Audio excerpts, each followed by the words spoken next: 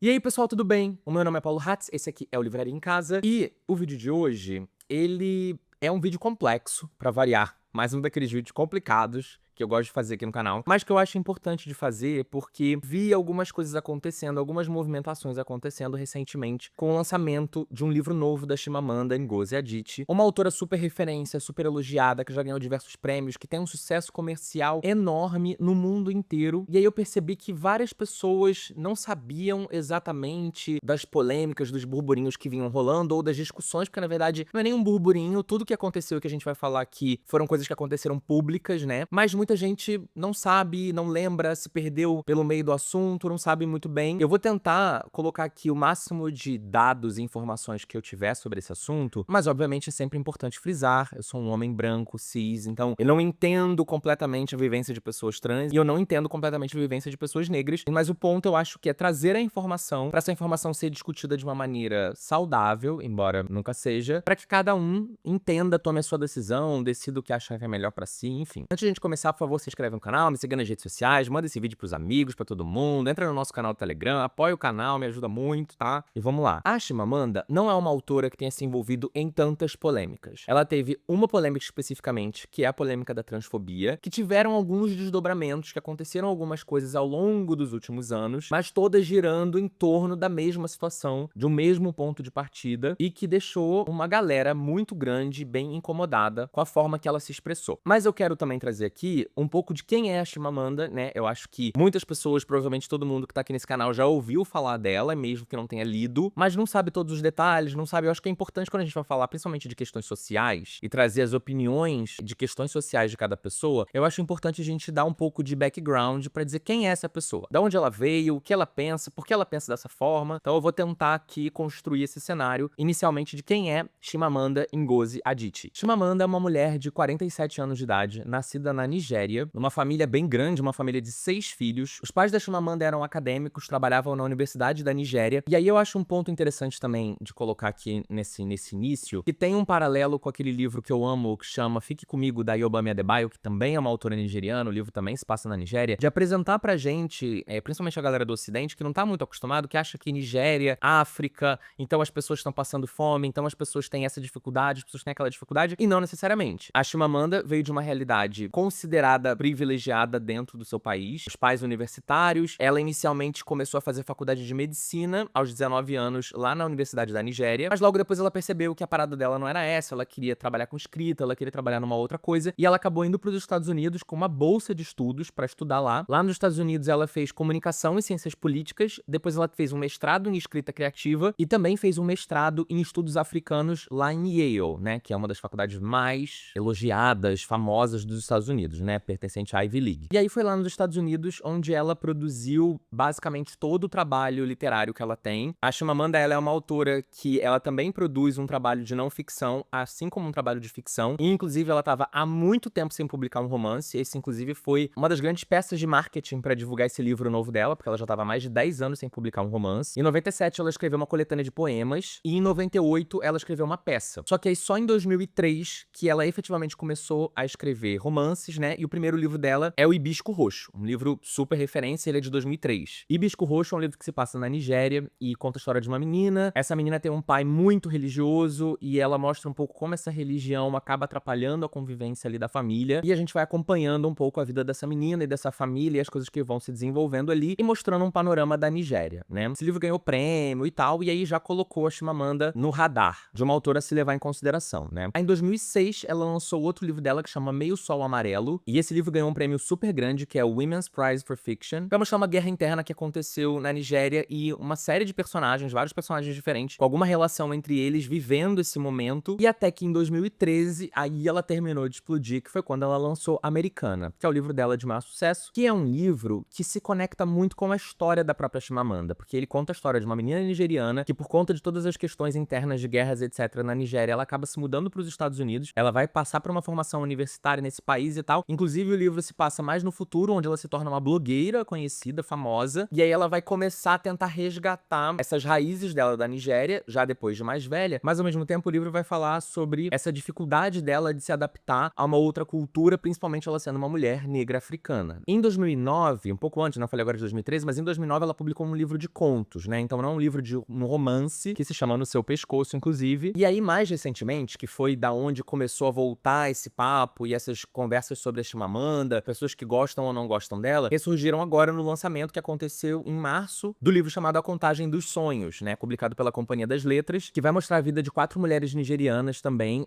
Algumas, uma, se eu não me engano, mora na Nigéria ainda, as outras moram nos Estados Unidos, em situações bem diferentes de vida. Ponto de partida, inclusive, é o período da pandemia, onde a personagem principal começa a fazer várias reflexões sobre a vida. Mas pela descrição dos personagens, dá pra gente perceber que cada personagem tem uma complexidade bem diferente uma da outra, mas uma relação ali que a gente vai entender no final qual que é. A Chimamanda também é muito conhecida pelos seus discursos, né, pelos seus TED Talks, que ela já fez algumas vezes, principalmente o de 2012, que se chama We Should All Be Feminists, ou seja, Sejamos Todos Feministas, que depois virou um livrinho, inclusive, com toda a descrição do que ela fala nesse discurso. E a Chimamanda, ela teve um impacto cultural, ela tem um impacto cultural tão grande, né, quando a gente principalmente fala sobre feminismo e sobre negritude, principalmente de uma pessoa vinda da África, que até a Beyoncé, né, quando ela lançou o álbum dela, Beyoncé, tem uma música dentro do álbum que chama Flawless, que eu acho que vocês já devem ter ouvido. E Flawless é a versão original da música, tem o momento onde entra o texto, a Chimamanda falando. A Beyoncé coloca o texto desse TED durante a música. O remix dessa música é com a Nicki Minaj, mas a música original é com a Chimamanda. Inclusive, se você colocar o nome da música no YouTube, vai aparecer lá, feat Chimamanda Ngozi Adichie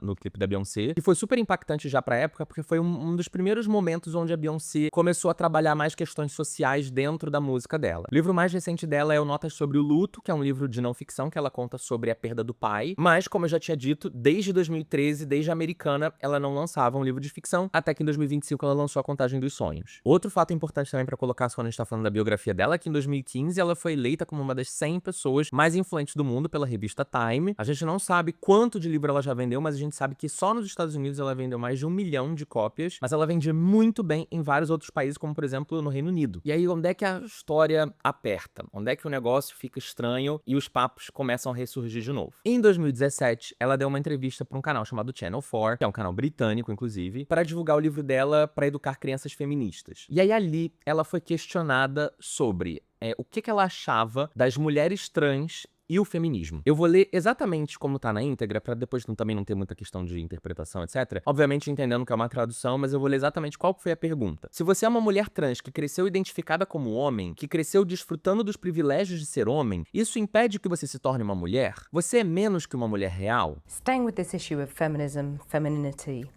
does it matter how you've arrived at being a woman? I mean, for example, if you're a trans woman who grew up identifying as a man, who grew up enjoying the privileges of being a man, does that take away from becoming a woman? Are you any less of a real woman?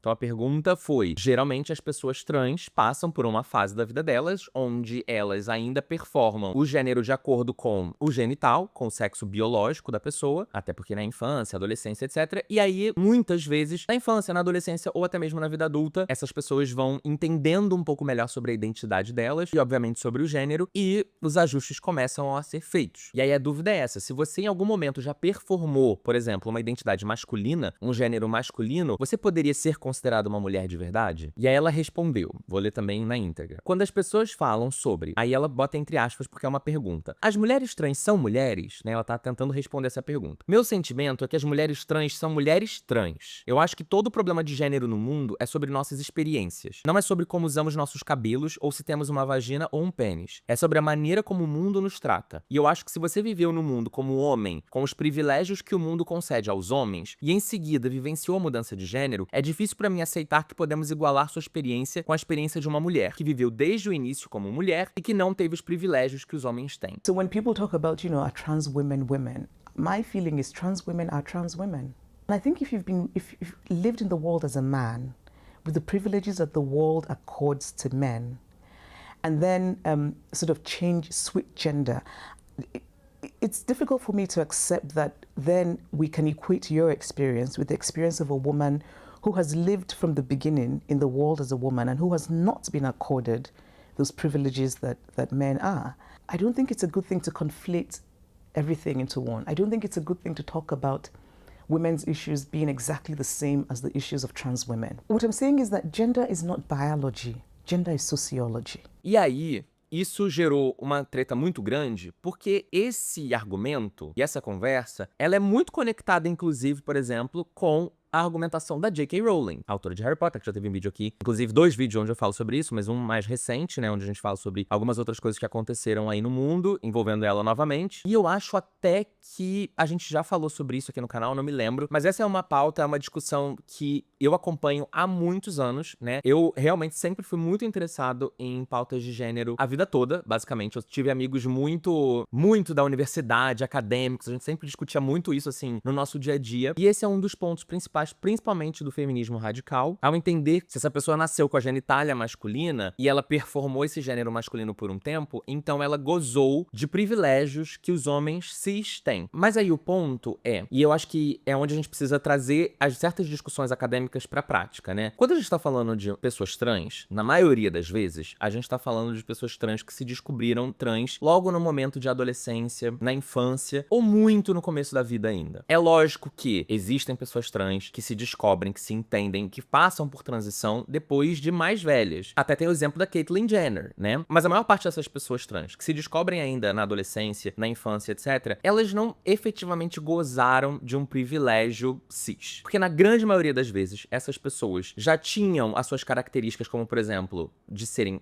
gays afeminados, e eu falo por causa própria, a opressão que um menino gay, principalmente um menino gay que dá pinta, né, que é meio que notório que ele é um menino gay, sofre na infância e na adolescência, é uma coisa muito brutal. E que eu acho que essa é a hora onde as pessoas precisam também se ouvir mais e entender o que essas pessoas passaram. Porque quando a gente sofre homofobia, a homofobia ela tem a conexão totalmente relacionada ao machismo. Muito da homofobia tá anexado ao machismo e à misoginia, porque é a visão grotesca do que é o feminino. Como pode um homem que não performa a masculinidade, a virilidade? Como que pode esse homem performar o feminino? Então, é muito complexo quando a gente coloca as pessoas trans nesse lugar de vocês foram privilegiados, agora vocês não são mais, porque na grande maioria esmagadora das vezes, essas pessoas não foram privilegiadas, elas não eram privilegiadas. Elas não passavam batidas na opressão, entendeu? É lógico, vai ser exatamente o mesmo tipo de opressão que uma menina cis vai passar na sua infância e adolescência, início da vida, etc., não, mas ao mesmo tempo tem muitas conexões, né? Tem muitos paralelos. Esse ponto, inclusive, é o ponto da Laverne Cox, que é uma atriz trans também, que é muito famosa, super referência também, e que também é ativista social. E a Laverne fala exatamente esse ponto, sobre como a vivência de pessoas trans, desde sempre, desde o momento do nascimento, e inclusive durante a transição e após a transição, é bastante violenta. E eu fico também muito pensativo, porque eu acho que é meio que sabido. Acho que todos nós sabemos, né? Quando a gente fala de pessoas trans, a gente sabe que essas pessoas são as que mais correm perigo. São as pessoas que mais têm dificuldade pra conseguir emprego, são as pessoas que mais se prostituem, são as pessoas que morrem mais cedo, são as pessoas que passam por diversas questões de desigualdade social e de falta de acesso à saúde, inclusive, e que colocam sua saúde em risco muitas vezes pra performar o gênero, e que mesmo que essa mulher trans passe por uma transição onde ela se torne uma mulher passável, né, como a gente diz, que uma pessoa que não sabe que ela é uma pessoa trans acharia que ela era uma mulher cis, mesmo assim, a partir do momento em que a pessoa descobrir que ela não é uma mulher cis, a opressão que ela vai sofrer por ser uma mulher trans é muito forte. É muito grande. Então eu acho que essa discussão toda é uma discussão que muitas vezes falta a empatia. Falta entender que, tudo bem, a gente tem um calo aqui no seu pé, no seu tênis, mas o tênis da outra pessoa tem um calo gigantesco, talvez até maior que o seu. E por que a gente não pode resolver essas coisas unindo essas pessoas, ao invés de afastar? A Maria Clara Araújo, que é uma ativista trans brasileira, ela também fala isso, né? De como muitas vezes essas pessoas antes da transição, antes de se entenderem pessoas trans, elas também foram tratadas como um ser inferior. E aí, depois dessa coisa toda, a Chimamanda acabou se posicionando, né, sobre essa polêmica que se gerou depois que ela deu essa entrevista. Eu vou ler exatamente o que ela falou também. Ela postou isso no Facebook na época. Por ter sofrido uma porrada de hostilidades, por ter me levantado a favor dos direitos LGBTQ na Nigéria, me encontro em uma posição defensiva ao ser chamada de transfóbica. Meu primeiro pensamento foi: como qualquer um poderia pensar isso? Não gosto dessa versão de mim mesma. Parece uma pessoa branca dizendo: eu não sou racista, eu apoiei os direitos civis. Porque a verdade é que eu penso que qualquer um pode ser transfóbico, enquanto geralmente apoia os direitos LGBTQ. Eu acho que o que ela quis dizer é: eu já levantei tanta bandeira em prol da comunidade LGBTQ e agora tô sendo chamada de transfóbica, não é justo, mas ao mesmo tempo ela também sabe que é meio que parecido com aquela coisa do eu não sou homofóbico, tu é até um amigo que é gay, né? Aquela coisa toda que a gente fala. Ela entende que o discurso dela e a resposta dela acaba caindo um pouco nisso, né? E que pessoas que defendem a pauta LGBTQ podem sim ser transfóbicas. Pelo amor de Deus, gente, pessoas da comunidade LGBTQ são transfóbicas. Pessoas trans reproduzem transfobia muitas vezes. Eu vejo rolando à solta no Instagram. Então é óbvio que a transfobia, e ela muitas vezes é sim propagada pelas comunidades oprimidas da sigla LGBTQIAPN+. Embora a gente saiba que casos mais graves como mortes, etc, não acontecem por conta da comunidade LGBTQ. Mas ela não pediu desculpa, ela disse que não tinha motivo pra se desculpar de nada, e ela não voltou atrás no que ela disse. Em nenhum momento ela disse: ai, falei errado, não me expressei da forma correta. Ela diz que na verdade ela não nega a existência de pessoas trans, não nega a importância e a identidade dessas mulheres, mas que é importante destacar a diversidade quando a gente fala em feminismo, né? Até, por exemplo, quando a gente fala de feminismo negro, ou quando a gente faz outros recortes de classe social, por exemplo, dentro do feminismo. Então ela acha que é importante que dentro do feminismo entenda-se que mulheres trans fazem parte de uma caixinha diferente da de mulheres cis. Aí, em 2020... com a treta da J.K. Rowling bombando, a J.K. Rowling escreveu um artigo que eu já falei sobre ele no meu vídeo de explicando polêmicas da J.K. Rowling, pra quem quiser ler, saber o que é e tal, tá tudo lá. E aí a Chimamanda deu uma entrevista pro jornal The Guardian, onde ela diz que o texto era perfeitamente razoável. E aí as coisas se intensificaram ainda mais, porque ela se colocou posicionada próxima da J.K. Rowling. Aí em 2021 ela escreveu um texto criticando a política do cancelamento, falando que as pessoas estão mais dispostas a brigar do que a discutir, a conversar, etc. O que não é, obviamente, não é uma mentira, né? Existe uma cultura do cancelamento, existe treta, as pessoas gostam de brigar, de discutir, etc. Muito mais do que de debater e de conversar, mas eu também acho que é necessário quando você é uma pessoa pública, ainda mais quando você é uma pessoa pública desse tamanho, nessa plataforma, em jornais grandes, em plataformas muito grandes, em programas de televisão, etc. Eu acho que é importante que você tome muito cuidado com as coisas que se fala e como se fala. Porque também depois não dá pra tudo colocar na conta da cultura do cancelamento, né? Quando você fala alguma coisa que é ofensiva, você tem que aceitar que as pessoas vão se sentir incomodadas. Por mais que a sua intenção não fosse ofender, o seu ponto acaba indo de encontro a outros pontos e outros pontos que discordam do seu. Mas é lógico que vai ter sempre o barulho da coisa do cancelamento, etc. E em 2022, também numa entrevista do The Guardian, ela questionou assim: se eu tô num banheiro feminino, aí voltamos pra história do banheiro, né? A história do banheiro, meu Deus, a galera é obcecada por banheiro. Se eu estou num banheiro e eu vejo uma pessoa que me parece ser um homem, se eu apontar isso, se eu levantar esse problema, eu sou considerada transfóbica? Eu acho um ponto importante também de falar, um dos pontos das pessoas que defendem a Chimamanda, que eu acho um ponto relevante de ser levado em consideração também, é que a Chimamanda não teve uma criação, embora ela tenha ido para os Estados Unidos jovem, né, ali no começo da vida adulta, aos 19 anos, mas ela não teve uma criação num país ocidental como nós, embora o Brasil tenha todas as suas questões de conservadorismo, preconceitos, etc. Mas que é importante levar em consideração que ela pertence a uma cultura em que a gente está pouco acostumado, logo a gente precisa estar mais aberto e atento a ouvir pontos de vista dessas pessoas. Bom, por fim foi isso. Esses são os dados, efetivamente, o que aconteceu e o que foi discutido e as respostas dela. E a minha motivação de fazer esse vídeo, na verdade eu já pensava em fazer esse vídeo há muito tempo, mas foi exatamente porque quando eu comecei a ver pipocar as divulgações, etc., eu acabei falando do livro dela também no Encontro de Livreiros, porque eu tava apresentando todos os lançamentos da Companhia das Letras e esse era um deles. Mas quando a coisa começou a aparecer no Instagram e tal, eu vi pessoas próximas de mim falando assim: ué, já esquecemos que Chimamanda é transfóbica? E aí eu me lembrava que tinha uma situação sobre isso, mas eu não me lembrava todos os detalhes, eu não sabia o que tinha acontecido. E aí eu falei, bom, se eu, que trabalho com isso, falo disso, tô aqui nisso. Sei que tem, mas eu não sei todos os detalhes. Bom, então vamos entender, vamos estudar, vamos pesquisar e vamos trazer pra todo mundo ter a sua própria opinião. Vai ter um monte de gente aqui embaixo que vai começar a discussão, porque toda vez que tem esses vídeos, inclusive, eu recebo mais dislike do que o normal. Tem muita gente que vem aqui, xinga, não sei o que fala, J.K. Rowling, rainha. Sempre vai ter, mas assim, não entrem em muitas picuinhas. Se for uma conversa produtiva, uma conversa aberta, eu acho que vale a pena sim fazer aqui nos comentários, mas vamos todos ter muita calma, porque o assunto é um assunto complexo, é um assunto que, como eu já falei, ninguém tem todas as vivências do mundo, né? A gente não sabe o que é ser um homem gay, a gente não sabe o que é ser um homem cis, quer dizer, a gente. Vai ter gente que vai saber, mas eu, por exemplo, eu sei o que é ser um homem gay. Eu não sei o que é ser um homem trans, eu não sei o que é ser um homem hétero, muito menos eu sei o que é ser uma mulher cis, uma mulher trans, uma adolescente, enfim, nenhum de nós tem todas as vivências. Nenhum de nós sabe tudo, todos os calos que apertam em todo mundo, tudo que acontece na vivência de cada pessoa, na criação, no desenvolvimento de cada um. E toda a discussão da temática trans que acontece constantemente, na verdade, é procurando um monstro que não existe. A gente não tá falando, como eu já falei em outro vídeo aqui no canal, a gente não tá falando de uma população gigantesca de pessoas trans no mundo, que estão causando alguma coisa, criando algum tipo de revolução, em que todos nós temos que estar muito preocupados com isso. Essas pessoas só estão tentando ser respeitadas, aceitas, trabalhar, ter emprego, ter renda, ter saúde, ter educação, ter afeto também. Lógico que também ter afeto, né? É lógico que mulheres cis vão ter algumas vivências, ou várias vivências, que se diferem das vivências de outras pessoas. Mas eu acho que a gente também tem que parar um pouco de abrir tantas caixas, sabe?